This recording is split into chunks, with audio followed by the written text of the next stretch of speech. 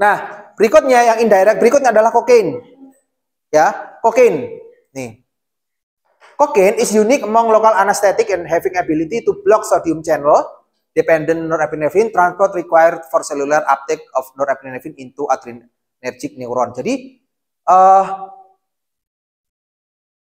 dia memiliki efek ini tadi menghambat apa namanya memblokade natrium klorida channel yang pada akhirnya epinefrin itu dia akan berkumpul di dalam sinaps. Dia akan berkumpul di sini. Sinaps dia akan kumpul di sini. Isinya adrenalin semua. Nah, makanya kokain sama apa namanya amfetamin itu kadang dikategorikan sebagai narkotika jenis stimulan. Kalau kalian pernah baca, apa narkotika itu ada 3 jenis. Yang pertama adalah jenis stimulan, yang kedua adalah golongannya relaksan, yang dia buat ngefly, santai, chill gitu. Ya, yang terakhir itu adalah halusinogen. Tahu halusinogen? Ya dia buat menjadi adanya munculnya halusinasi. Ya contohnya apa? Tahu? Cobung. Nah, itu kalau baca-baca di tweet di internet itu kan ada lucu-lucu habis makan kecubung kemudian dia nangis halu karena apa? Dia menjadi kodok misalkan. Ya coba aja baca-baca di internet cerita-cerita lucu seperti itu. Ada lagi yang namanya magic mushroom. Nggak tahu magic mushroom? Magic mushroom, jamur yang biasa muncul di pupnya sapi, jamur teletong. Itu dia memiliki efek halusinasi. Makanya orang-orang itu kalau penyalahgunaan obat itu biasanya cuma 3 itu. Kalau nggak dia merupakan stimulan, dia depresan, sama yang bersifat halusinasi itu tadi. Nah kalau kokain jelas dilarang. Nah apa sih efek samping dari penggunaan direct antagonis ini? Yang pertama adalah aritmia. Apa sih aritmia? Ketidakteraturan irama jantung. Jantungnya iramanya menjadi tidak teratur. Biasanya kan jantung duk gitu kan biasanya. Kalau orang aritmia bisa jadi duk jeduk. Oh, itu jelas jatuh cinta ya. Oke. Berikutnya adverse effect-nya berikutnya adalah mengalami hyperactivity. Orangnya nggak punya capek. Nah, itu efek sampingnya. Berikutnya adalah tremor. Dia bervibrasi, bergetar. Nah, kemudian ada namanya headache, sakit kepala, insomnia. Ya, kalau orang kalong-kalong yang biasanya kalong, kalau pagi tapi kalau malam melek pentelengan gitu, itu biasanya tanda-tanda orang yang mengalami ADR dari direct acting agonis seperti itu. Oke, berikutnya nanti bisa dibaca sendiri. Nah, berikutnya adalah antagonis. Tadi kan ada agonisnya ya, kita berikutnya ngomongnya adalah antagonisnya. Antagonis adrenergic, also called adrenergic blocker, or biasa disebut sebagai simpatolitik, bind to adrenergic receptor, but do not trigger the usual receptor mediated intracellular effect. Tetapi begitu dia nempel di reseptornya, dia tidak menimbulkan efek yang umumnya. Efeknya ditiadakan. Nah, those drug acts by either reversibly or irreversibly attaching to the adenoreceptor, thus preventing activation by endogenous or exogenous agonist. Like the agonist, the adrenergic antagonists are classified according to relative affinity for alpha and beta receptor in sympathetic nervous system. Jadi dia tetap sama, dia akan memblokade baik itu reseptor alfa maupun reseptor beta. Nah, ini adalah reseptor alfa dan reseptor beta. Kalau reseptor alfanya dihambat akan menyebabkan vasodilatasi. Kemudian kalau alfa 2-nya dihambat akan menyebabkan pelepasan norepinefrin akan terhambat. Pada reseptor beta 1 kalau dihambat, diagonis, diantagonis, efeknya apa?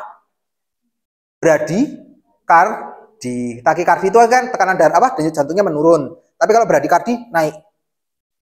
Ya. Kemudian kalau beta 2 reseptornya diantagonis, efeknya adalah vasokonstriksi.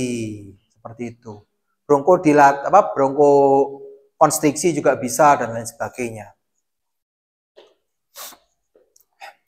Nah, ini adalah obat-obatan yang bekerja pada reseptor alfa dan reseptor beta. Obat-obat yang bekerja pada reseptor alfa, ada yang bersifat non-selektif, ada yang selektif. Ya, baik selektif alfa 1 maupun alfa 2 dan seterusnya. Contohnya adalah fenoksibenzamin, ada pentolamin, itu bukan pentol ya. Pentolamin, bukan pentol. Ada yang namanya alfa 1 selektif, ada yang namanya prosasin, doksasosin, terasosin, ada yang namanya alfasosin, kemudian ada yang alfa 1A, ada yang disebutnya tamsolusin, dan lain sebagainya. Nah, yang beta blocker itu adalah obat-obatan yang bekerja pada, ini biasanya digunakan untuk penurun tekanan darah tinggi. Contohnya ada yang namanya propranolol, bisoprolol, carvedilol, nadolol, dan lain sebagainya. Jangan olol-olol itulah.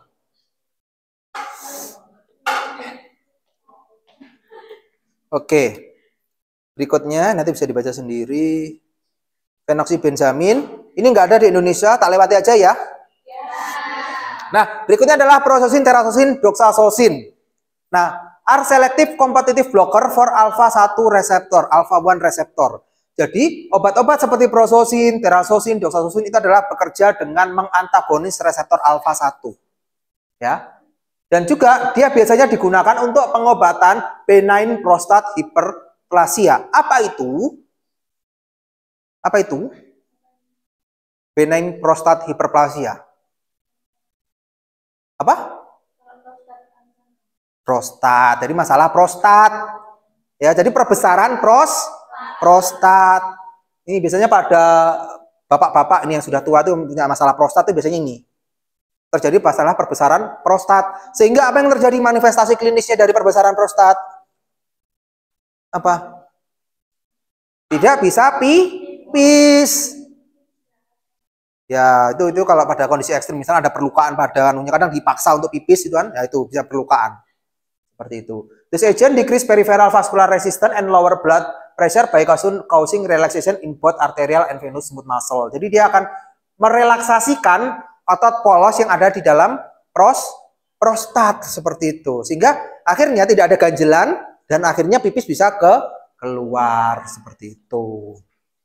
Nah, ini adalah obat-obatannya. Nah, ini ada terasosin dan doksasosin ada di Indonesia. Generiknya ada. Kalau yang merek kayaknya, kalau yang doksasosin itu yang mereknya namanya Tensidok. Ya, seperti itu. Dia digunakan untuk masalah prostat. Nah, prostat itu gambarannya seperti ini, guys. Ini adalah yang normal. Ini adalah yang normal. Sehingga kalau pipis, ini kan namanya kantong kemih ya, kantong kemih. Ya, ini ada prostat. Nah, kalau pada orang normal ini tidak membesar sehingga pipisnya bisa keluar seperti ini. Oke? Tetapi kalau pada orang dengan BPH benign prostate hyperplasia, bukan badan pengurus harian. Oke? Kalau pada BPH atau benign prostate hyperplasia, ini membesar. Kalau ini membesar, apa yang terjadi? Ini akan menyempitkan jalan yang ada di sini. Sehingga pipis menjadi sulit. Kadang kalau pipis cerut gitu. Iya kan? Nah, makanya ini dan itu akan menyiksa sekali. Nah, masalahnya berita buruknya adalah prostat itu lebih cenderung dialami oleh bapak-bapak. Ya kan, kalau ibu-ibu jarang. Nah, sehingga dengan penggunaan prosasin, terasosin, dan doksasosin, ini tuh dia menjadi lebih rileks.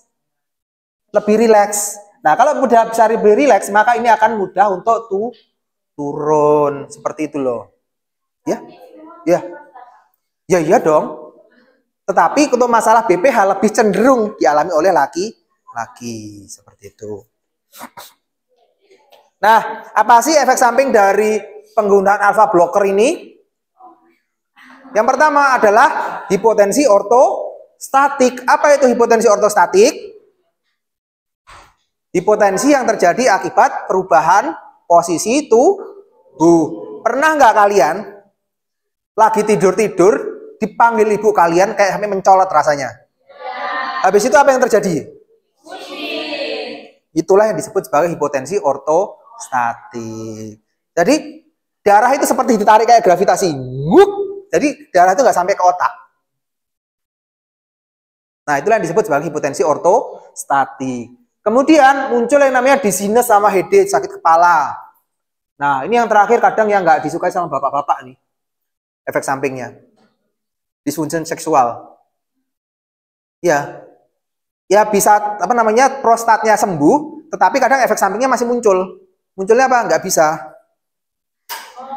Nggak bisa berdiri tegak menantang langit. Berdiri tegak menantang langit. Ya, itu jadi, nah itu kan jadi repot juga kan? Nah, seperti itu.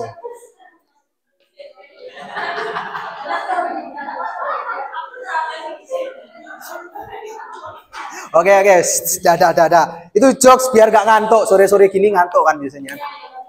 Nah, berikutnya, nih, ini adalah ada yang namanya yohimbin. Yohimbin itu dia adalah selektif kompetitif alpha 2 blocker. Jadi dia akan menghambat reseptor alpha 2. Dia akan menghambat reseptor alpha 2, kemudian akan meningkatkan increase sympathetic outflow to the peripher. Jadi dia akan meningkatkan aliran darah menuju perifer. Melancarkan aliran darah. Oke? Nah, yohimbin ini terdapat dalam kurit dari kayu namanya yohimbin tree. Nah, dengan lancarnya aliran darah, maka aliran darah ke organ itu juga akan menjadi lancar. Ya, ke organ itu akan lancar sehingga dengan lancarnya aliran darah menuju ke situ akan menjadi efek seksual stimulan. Seperti itu. Dan bisa digunakan untuk treatment apa? Disfungsi ereksi. Oh, ya. Seperti jadi ya mungkin kalau ada teman-temannya nikah, yang baru nikah, kado aja ini. Apa? Mirip kayak pasak bumi ya. Ya kalau misalkan ada teman-teman yang nikah ya kasih aja ini. Obat kuat. Iya, obat kuat. Ya soalnya dulu waktu zaman saya masih bujang, belum nikah, kan teman-teman kan pada nikah duluan kan. Saya termasuk yang agak telat nikahnya. Itu kalau ada teman yang nikah, terutama kalau teman-teman yang cowok, itu mesti tak kasih kado ini. Biar kuat, biar strong.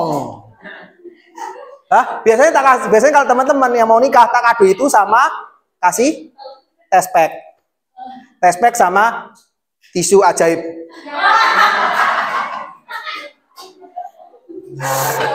Loh ya kan nggak apa-apa, kan udah nikah, kan kado buat temen.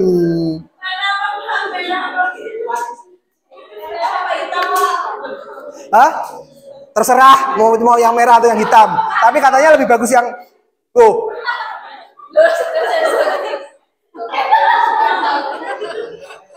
Nah, sini loh. Katanya lebih bagus yang merah. Oke, next ya. Nah, berikutnya adrenergic blocker berikutnya ini adalah beta blocker berikutnya adalah beta adrenergic blocking agent. All clinically available beta blocker are competitive antagonist. Non-selective beta blocker ya biasanya menghambat pada beta 1 dan beta 2, di mana beta 1 kardioselektif beta agonis primarily block beta 1 reseptor. Nah, kalau yang sudah ngomongin beta antagonis atau beta blocker itu ngomongin obat-obat yang berkaitan dengan masalah jantung dan pembuluh darah. Nah, selain itu juga obat-obat beta blocker itu bisa juga digunakan untuk mengatasi glaukoma. Ada yang tahu glaukoma? Apa? Ya, jadi terjadi peningkatan tekanan pada bola mata. Makanya orang kayak suka melotot gitu. Nah, seperti itu. Itu adalah masalah dari glaukoma. Nah, untuk menurunkan tekanan darah pada mata itu bisa menggunakan golongan beta blocker ini. Seperti tapi beta blocker yang seperti apa? Beta blocker kan tadi banyak ya. Ada propranolol, bisoprolol, carvedilol, atenolol dan lain sebagainya. Seperti mana yang digunakan? Nah, selain itu juga ini namanya beta blocker itu juga bisa digunakan untuk pengobatan migrain, profilaksis migrain, untuk mencegah kejadian migrain itu bisa digunakan. Seperti itu. Yuk, tinggal dikit lagi. Adalah Nah, ini adalah obat-obat golongan beta blocker atau beta antagonis. Ada namanya propranolol, ada namanya nadolol, ada namanya timolol, atenolol, betaxolol, bisoprolol, esmolol, metoprolol, dan tolol-tolol lainnya. Ya, pokoknya yang olol-olol gini namanya mesti beta blocker deh. Ya. Nah, apa yang membedakan antara olol satu dengan olol lainnya adalah selektivitasnya. Jadi kalau yang namanya non-selektif beta antagonis, jadi beta 1, beta 2 hantem semua. Oke? Kemudian ada namanya selektif beta 1 agonis. Dia hanya akan nempel pada beta 1. Kalau beta 2 nehi, nanti dulu. Ya, ada lagi antagonis with partial agonis. Jadi dia seperti double agent. Jadi dia melawan tapi juga punya sifat yang lainnya. Nah, yang terakhir ada juga alfa dan beta antagonis. Sudah dia reseptor betanya dihantam 1, 2, dia juga menghantam reseptor alfa. Ada yang seperti itu. Contohnya adalah betonol sama carvedilol. Oke? Yang pertama adalah propranolol. Nah, ini adalah propranolol. Ada 40 sama 10. Propranolol is a prototype of beta adrenergic antagonist and block both beta 1 and beta 2 receptor with equal affinity. Jadi dia afinitasnya sama, cenderung tidak ada pilih kasih, tidak cenderung ke beta 1 saja atau cenderung ke beta 2 saja. Dia sama-sama sayang pada beta 1 dan beta 2. Dia cenderung nempelnya di situ. Ya. Propranolol have ability to block action of isoproterenol on the cardiovascular system. Jadi kalau ada orang keracunan isoproterenol, maka bisa dihantam pakai propranolol sebagai antidotnya. Seperti itu.